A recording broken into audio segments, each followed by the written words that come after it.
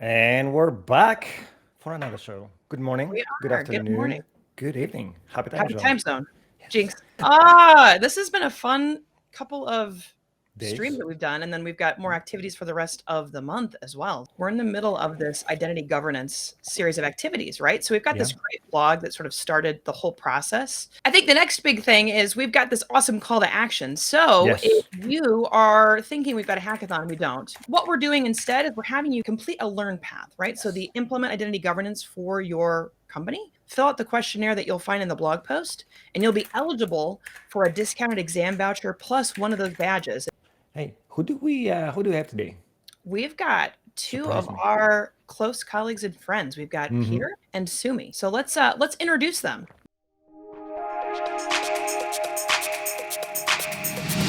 Hello, happy time zone, because I think Sumi it's early for you, and then Peter it's later in the day for you, right? Yeah, for me it's end of the day. To kick things off, let's have both of you introduce yourselves and kind of talk Yes. about your role at Microsoft. I'm Sumi. I'm in the same team as Shannon, Christos, and Peter. We're all part of the Azure AD Customer Success Org, and we are part of Identity and Network Access Engineering Division.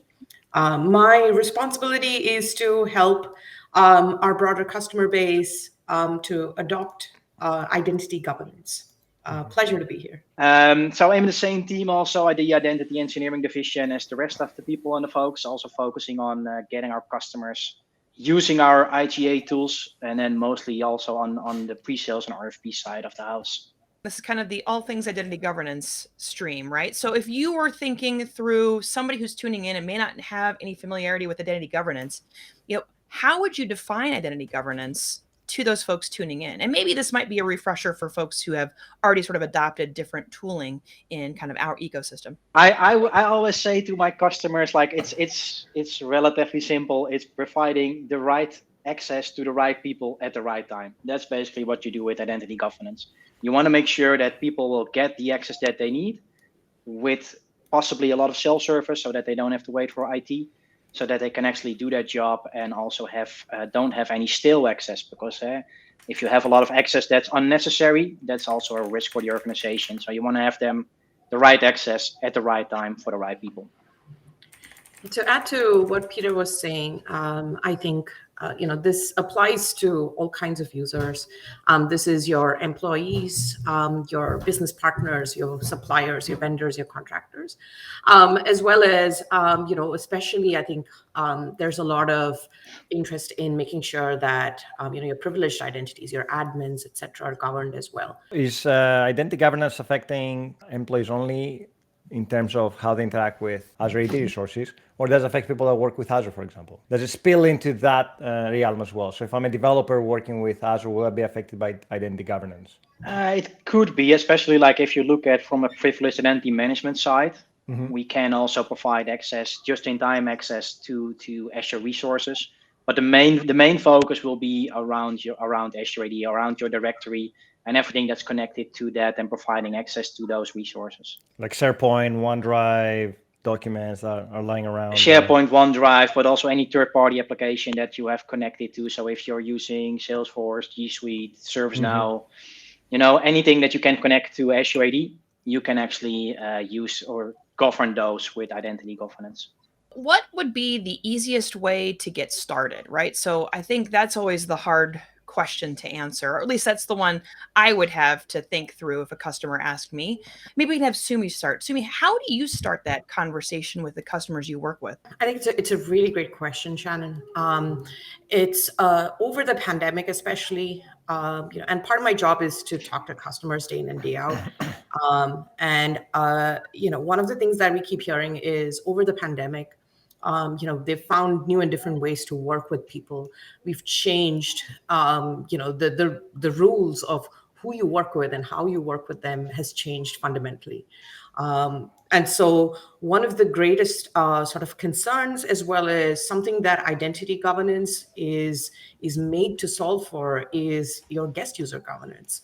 How can you make sure that the company can collaborate with people outside the organization, especially your suppliers, your contractors, your vendors, etc., but in a way that's secure and governed.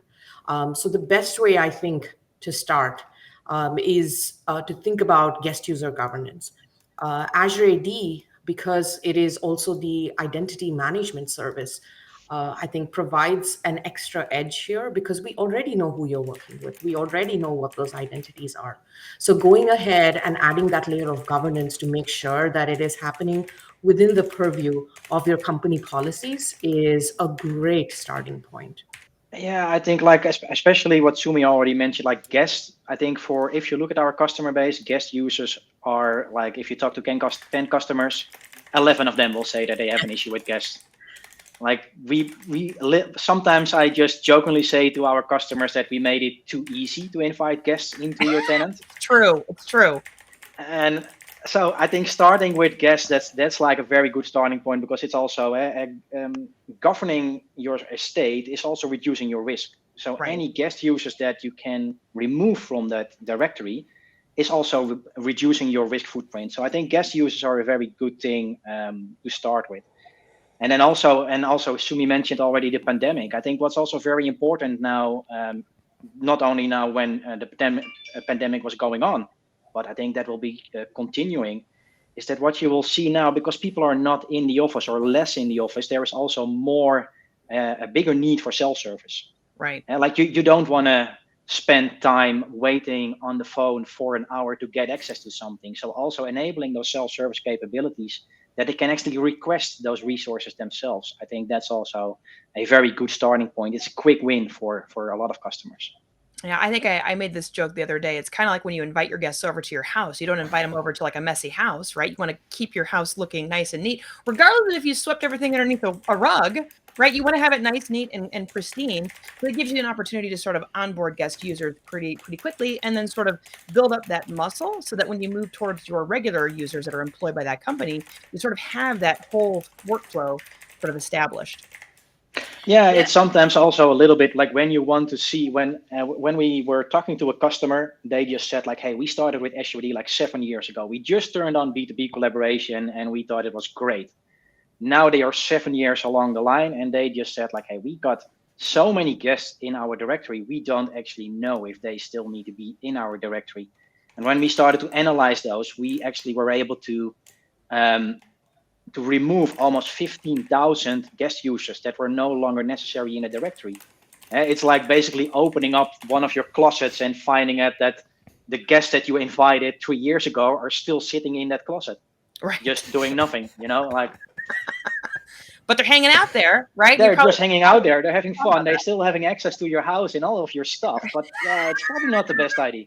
I've worked with many, funny, tragic, where I've worked with many companies where this was not a standard practice, clearing out and configuring account cleanup, right? And therefore you had people that left the company and still had access to production resources that could cause significant damage. It just goes to show that it can be really scary for organizations when they don't have established practices around that. And I think identity governance and the tooling that we have can offer a lot there. Sure.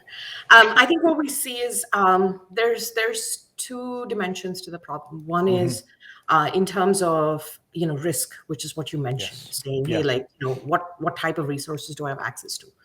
But the other thing which actually clogs up is in terms of those stale identities.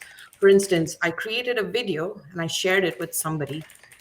In order to access that video, somebody just created a temporary B2B account on Azure AD, and then nobody bothered to clean it up. And that actually contributes to volume over time, because especially in the pandemic, especially with Teams access, etc. Just think of the number of times when you've just invited somebody to join, one odd Teams call, or had something to that extent. And these just turned into B2B accounts that were never accessed again, and then were forgotten over time. So the second dimension, and especially these cases where, it's not as much of a risk, but it does certainly contribute to volume, which is the use case of where people are just joining for a transactional need or some one-off requirement. And so there are two dimensions to that problem that we're seeing in terms of what contributes to it. And the reason why it remains a problem is because it's a it's not the most important thing that people think about, to be frank, right? Like people say, okay, hey, like, it's just guest users, right? I don't, Yes. it's a MAU. It just builds up over time. And, it's not something I really care about at this point. But what people should know is that given all of the different ways in which people are, posing threats to a company's security, that it can quickly boil into something that is, pretty dangerous at the end of the day. So there is a need for this to be managed. There is a need. There is certainly a business case for people to go and take action. And Yep. one of the things that I am like super happy about is a wizard that we've built out to make it very easy for folks to get onboarded. I think we have the link to the wizard. We do. So, It was just so announced, right? this is the first time that we are talking about this. So, thank you, Shannon and Christos, for giving us this opportunity. One of the things from an Azure AD standpoint that you should keep in mind when it comes to identity governance is that it is designed for organizations of all sizes, and it is designed to be turnkey. So if you are managing your guest user identities with Azure AD, this wizard is going to help you turn on identity governance in a matter of 3 to 4 clicks. So if you just click on, if you log in with your M365, Microsoft 365 admin credentials, right? This is the experience you see. You just go ahead and click on it. You can view the details, and it's going to show you this. And we're going to give you a couple of options to figure out. One is, hey, I just want to implement this policy and figure out, how can I get identity governance going? Or, hey, I want to figure out, just once, I want to run it once and get a taste of what this policy is going to be like and what's the experience for my users. And you can choose what to review. In our experience, reviewing all your Microsoft 365 groups with guest users, especially when it comes to Teams access, is perhaps the best starting point, because that's what's happened over the pandemic. All of that collaboration over Teams has sometimes led to this, the stale guest user accounts to build up over time. So the very first thing you can do is go clean that up, right? Remove those users, and then set a policy in place so that in the future, right, when those guest users are coming into your environment, they're coming in through solutions like access packages. If you don't know what that is, right, that's another feature we have in Azure AD Identity Governance that you should certainly consider. Go ahead and take a look at that feature as a way to make sure that, from start to finish, your guest user access is governed and in your control. One of the reasons why this is in the M365 admin portal is because we wanted to make this wizard suitable for customers of all sizes. So earlier, it used to be the case that identity governance was considered the domain of large enterprises. It used to be perceived as expensive, complicated, complex, etc. We've taken all of that away, and we're making it a bunch of clicks. If you compare this to any of the legacy identity governance solutions that you may be aware of, maybe you set it up on-prem, etc., just go through this experience to understand the power of the cloud, and what Azure AD can enable for you as part of its identity governance. So please do give it a whirl, see what it can turn on for you. But I'm really hoping that you are going to give us feedback and tell us what we should be doing better. You get actually to provide feedback inline. So if you have any questions, or if you get stuck or need to provide feedback, please use the inline feedback forms that we've provided for you here, because we want people to test it and we want people to give us their honest opinion, whether it works for them or something else. And to go back to why it's not in Azure and it's in M365, it makes a lot more sense since it's a lot heavier on the Azure AD side of things and the organizational data than it is on Azure. Transitioning a bit, why Azure AD Identity Governance and why now? I know we had talked a little bit about this in preparation for today, but I wanted to get both of your takes. Peter, do you want to start maybe and give us kind of your sense of why this topic is so important right now? I think I will start with the why our identity governance. We see identity governance as a natural extension of what we do in Azure AD. Like Azure AD, Azure IDP, when traditionally you had an IDP and then you grabbed some other tool for your governance needs on top of that. So we see it as a natural extension of what you already, or what a lot of our customers already been doing within Azure AD. Why start it now? Not only over the pandemic, but it already started a little bit earlier. You see much more regulations coming. Here in Europe, we had GDPR coming. We have the California Privacy Act coming. If you look at Korea, they also get more and more regulations that where you need to adhere to. And that also means that you also need to look at the risk and how your environment is managed. And it all starts with your identity. Your identity is pretty much your key to get access to all the resources within your environment. And then how would you answer that question, Sumi? Because I'm assuming the two of you deal with unique customers that are kind of tied to your realm. You're kind of more in the, after somebody's decided on a solution, how do you kind of have that conversation with customers, right? In our experience, sort of reaching out to larger customers, I think our day in and day out is, hey, you've got the licenses. And that's I think that's another maybe important topic that we should touch upon, saying, when can you start using Azure AD Identity Governance? Like, how does it map to licensing as well? But in our experience, most customers who have the right licenses, and that will map to an Azure AD Premium P2 or a Microsoft 365 E5, already own these licenses. So, when we talk with them, a lot of times they're not even aware that, hey, I own an identity governance solution. There have even been instances where they have gone ahead and purchased a separate commercial solution in order to fulfill their identity governance needs. And so when we reached out to them saying, you already own this, right? Can we help you deploy? Right. And their comeback was, I didn't know. And, of course, if Azure AD is offering it, I'd love to try it out. And I'd love to, see what it can do for me.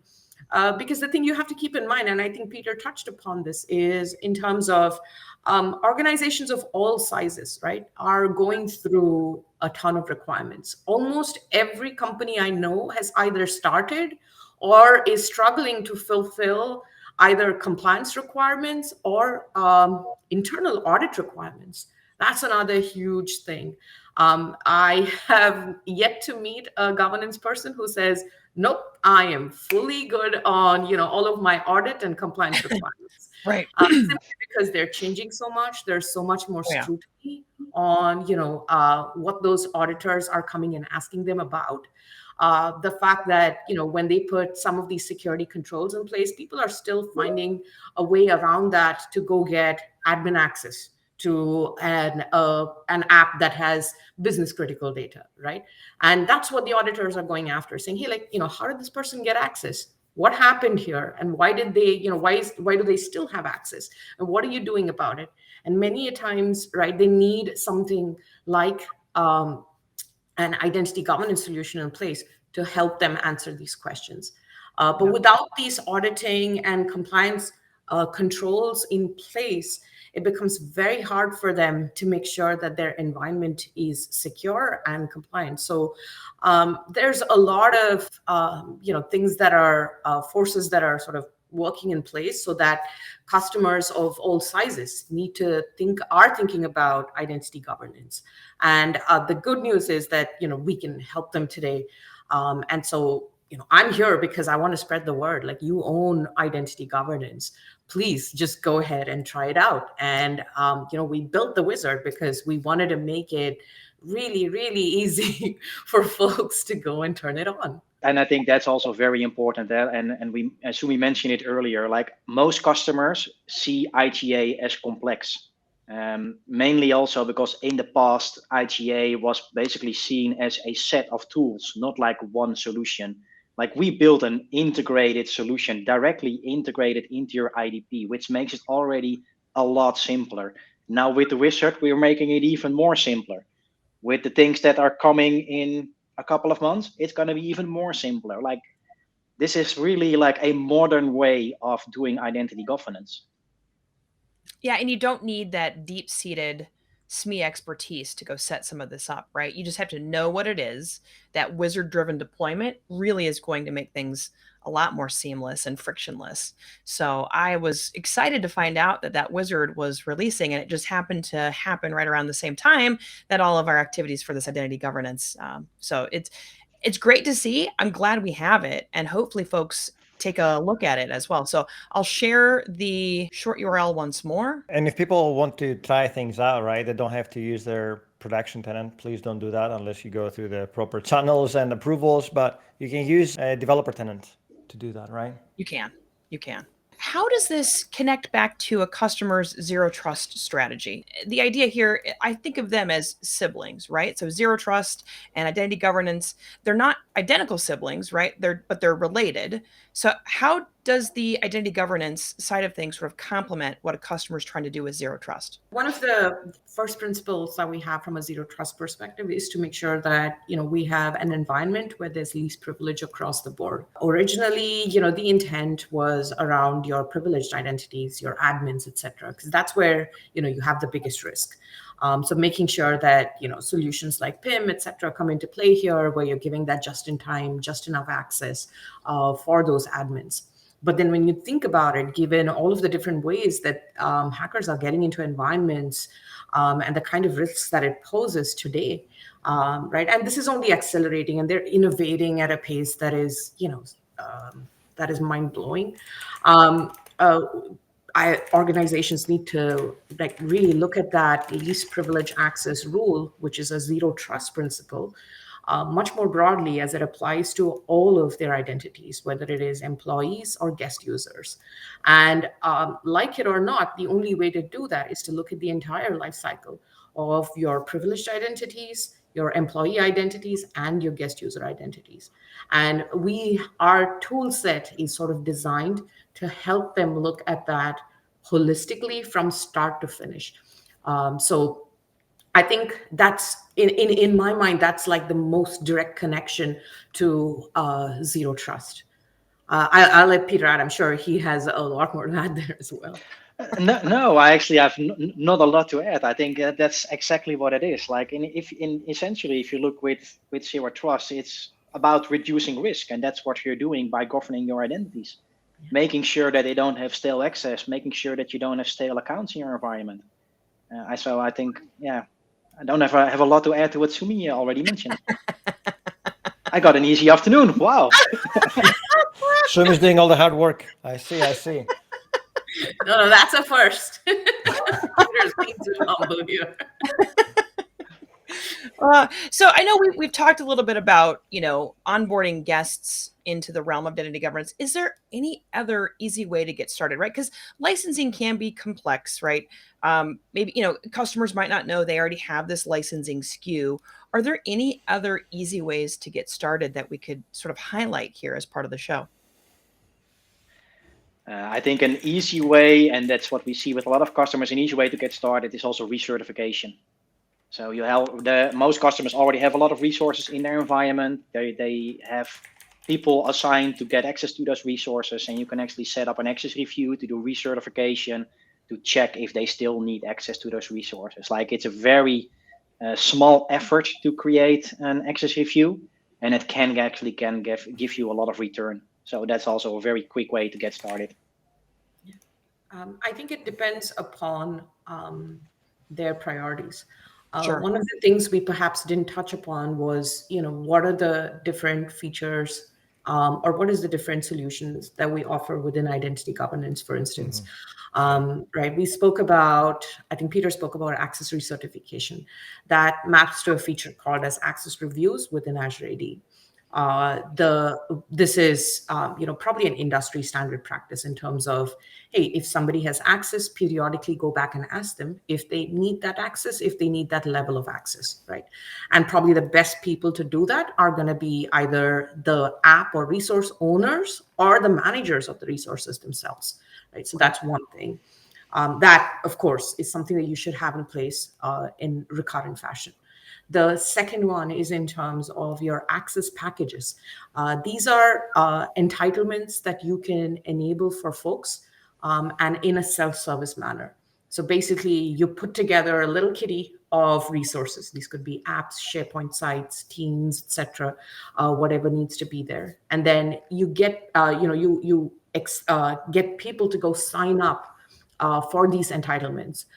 So this way, you get to govern. The important thing here is that you get to govern access to those resources from start to finish. Again, the start to finish concept is super important, because if you don't look at the entire life cycle, you're going to be leaving gaps available. So, we need to put the horse before the cart, if you will, and think about identity governance right when you start thinking about making that access available, creating those identities, right? Like it has to be like this has to define the parentheses within which the identity and the access lifecycle is managed altogether. And for that, I think entitlement management is the other feature that provides a ton of value. The third feature, which I think is very popular, I think like folks already know about it, is your privileged identity management. And we're innovating a ton. There's just so much becoming available. There's so many things we're opening up. We're also, I think, from a direction standpoint, looking at how can we enable that for your hybrid environment. Digging into those on-premises resources. That's something we hear all the time, saying, hey, like, you know what, I've got this legacy environment and I need to know how I can take the best principles of what's available in the cloud and really apply that to my access to on-premises resources. So that's another massive area that we are working on as well. We don't have all the answers today, but we're certainly on the right path.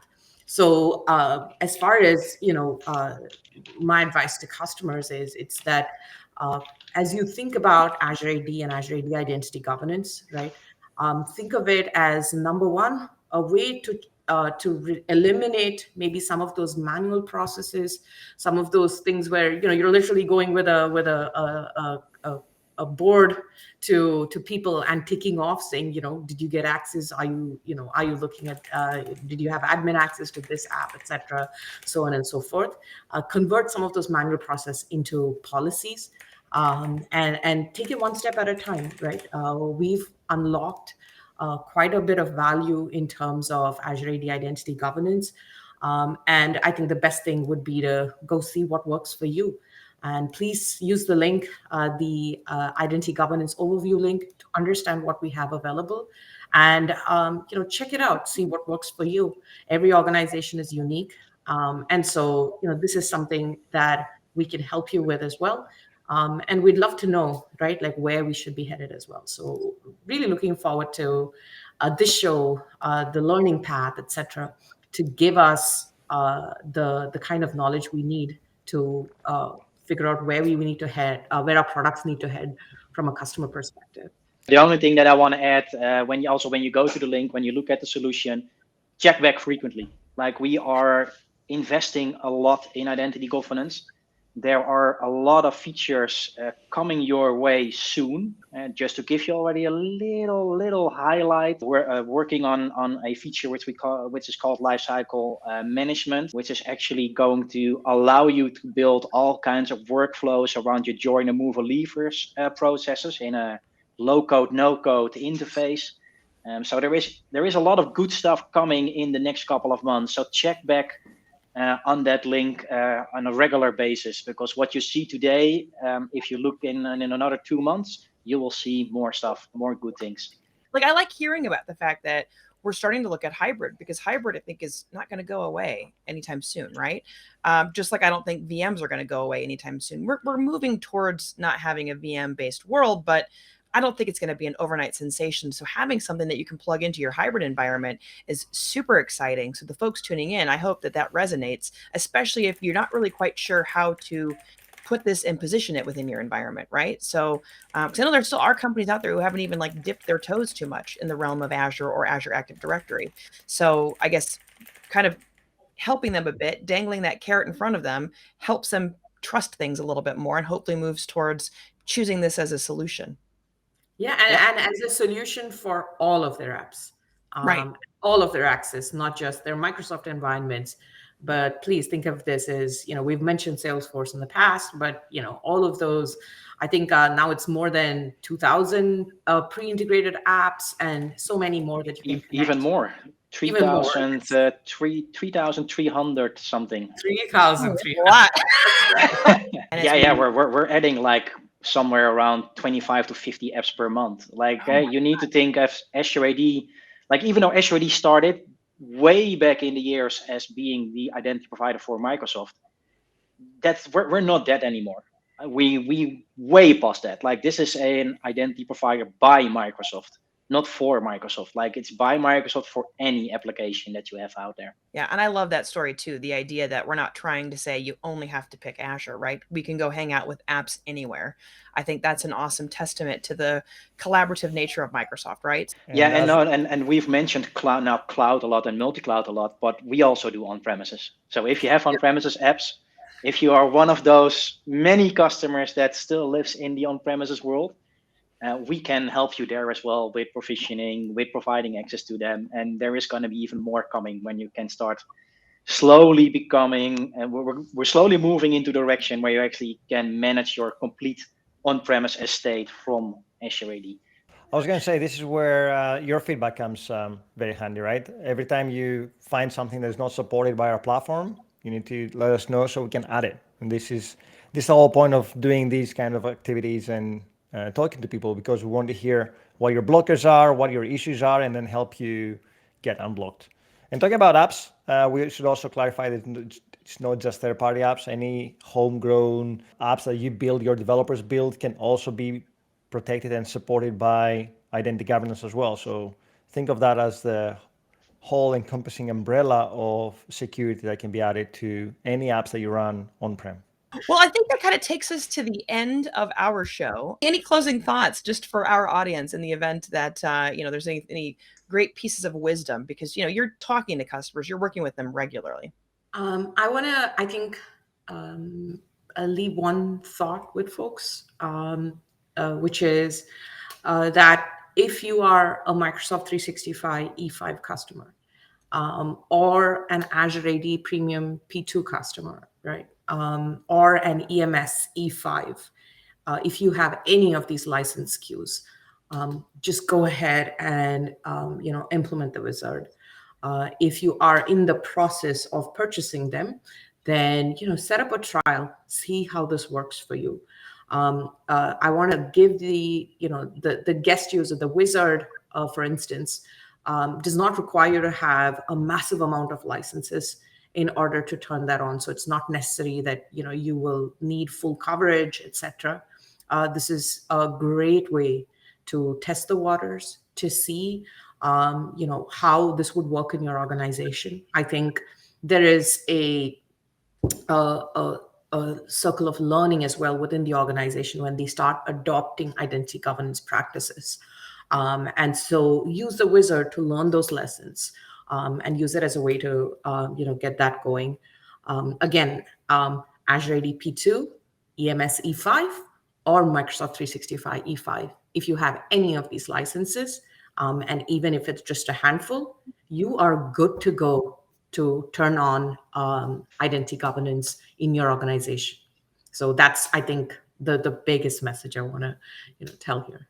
In general, I think don't wait with identity governance, especially if you are in the process of moving to the cloud, which a lot of customers still are. It's easier to do identity governance right from the start than to have to backfit everything to what if you've already moved over. Don't wait with identity governance, just do it at the same time. Because what a lot of customers still think that it's complicated, it is not that complicated. And when you do it right from the start, it can actually save you a lot of time and it will bring you a lot of value. Yeah, I think the worst thing is if your auditors show up and then they ask all these questions and you don't have it and a good enough answer, right? That's when you're in a not so great spot. So I think that's definitely a good sentiment, right? Don't wait, get started today. And even if you don't have the licenses, with one click, you can set up a trial in a tenant and just play with it before you move it into your production. So Also, if you don't have licenses today, it is very easy to start testing it out, to take a look at how it works and how it can bring value to your environment. And also, we have tons of people within Microsoft that are more than happy to talk to you about things and that can help you see where it can bring value for your company. So also don't hesitate to reach out to your Microsoft folks. That's absolutely right. So we'll include all the links in the description below. And we also had a fantastic stream on Tuesday with regards to licensing. So that we'll also have a link on that in the description below. So if you want to understand about how licensing work and how you can get access to the identity governance features and what is included in identity governance, make sure to check that link as well. I had one quick question, and this is more so as I can't remember the exact amount of time. How long is the trial for? Is it 30 days? It's still 30 days, right? The standard trial one, I think, is 30 days. 30 days. Okay. Awesome. I was more so wondering if we should cover that just because of the fact that customers might be like, we should do this trial, but how long do we have? So 30 days is the number. Okay. So cool. How big is the difference between the developer tenant and the trial tenant? Developer tenant, you're not supposed to use production data. Yeah, and there are ways, if you talk to your Microsoft representative, there is a way that you can actually extend that trial as well if you don't have enough at the 30 days, but you need to talk to somebody within Microsoft to get that done. Very cool. Perfect. Thanks to both of you for joining us today. We definitely appreciate it, and I'm sure our viewers are going to be excited about learning more about all things identity governance. Thank you, Shannon and Christos. Thank you.